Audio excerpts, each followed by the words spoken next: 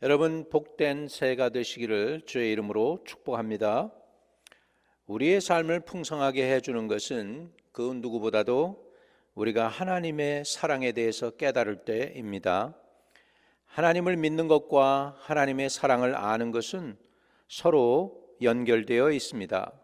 우리가 하나님을 믿을 때 하나님의 사랑을 알게 됩니다. 하나님을 믿는다는 것은 하나님의 능력만 믿는 것이 아닙니다. 하나님의 사랑을 믿는 것입니다. 성경은 하나님이 사랑이시라고 분명히 말씀합니다. 하나님이 우리를 사랑하시는 사랑을 가지고 알고 믿었노니 하나님은 사랑이시니라 요한일서 4장 16절에 말씀하고 있습니다. 우리는 하나님의 사랑보다 하나님의 능력을 더 갈망할 때가 많이 있는 것 같습니다. 마치 자녀들이 아버지의 사랑보다는 아버지가 주는 용돈이 더 좋은 것 같습니다. 누가복음에 나오는 탕자가 아버지께 요구했던 그것은 아버지 자신이 아니고 아버지의 재산이었습니다. 하지만 그가 나중에 정작 필요했던 것은 아버지의 돈이 아니라 아버지의 사랑이었다는 것입니다. 그는 돈의 부요함을 원했지만 아버지는 그에게 사랑의 부여를 더 주어야 한다라고 생각하셨을 것입니다. 물론 돈과 능력을 과소평가해서는 안 됩니다. 돈이 가치 있게 쓰면 죽어가는 사람도 살릴 수 있습니다. 하지만 돈을 잘못 사용하게 되면 또한 파괴적인 결과도 가져올 수 있다는 것입니다. 우리에게는 재물의 힘보다 더 소중함이 있다는 걸 알아야 합니다. 그것은 바로 하나님의 사랑입니다. 탕자를 참으로 자유하게 한 것은 돈이 아니라 아버지의 사랑이었습니다. 그를 참으로 부유하게 한 것은 아버지의 사랑이었습니다.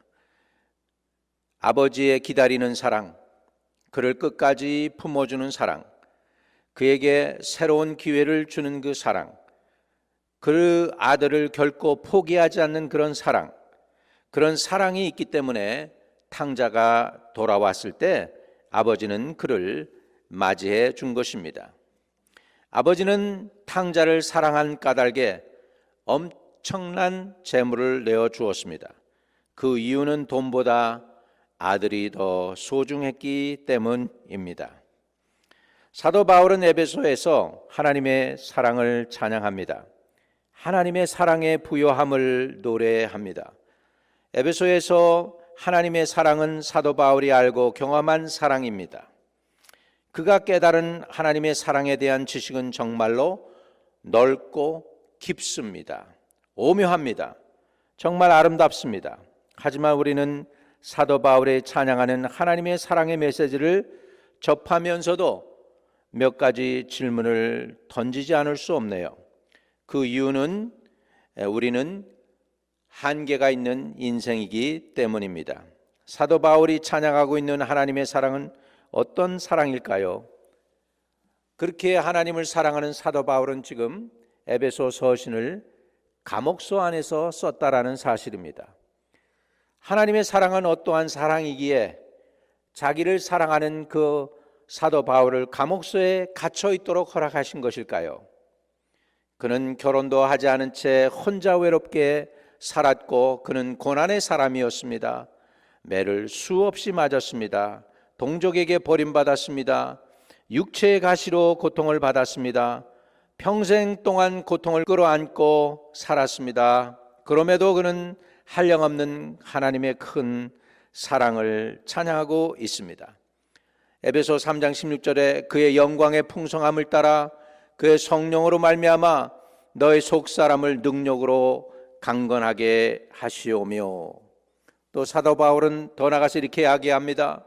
믿음으로 말미암아 그리스도께서 너희 마음에 계시게 하옵시고 너희가 사랑 가운데서 뿌리가 박히고 굳어져서, 이렇게요. 이 사랑이 어떠한 사랑이길래 사도 바울은 감옥소 안에서도 이렇게 하나님을 찬양할 수 있을까요?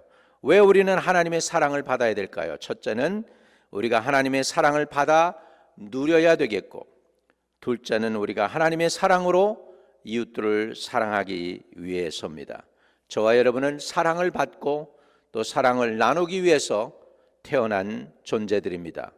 오늘 하나님의 사랑을 풍성히 받고 풍성히 나누는 저와 여러분 되시기를 축복합니다.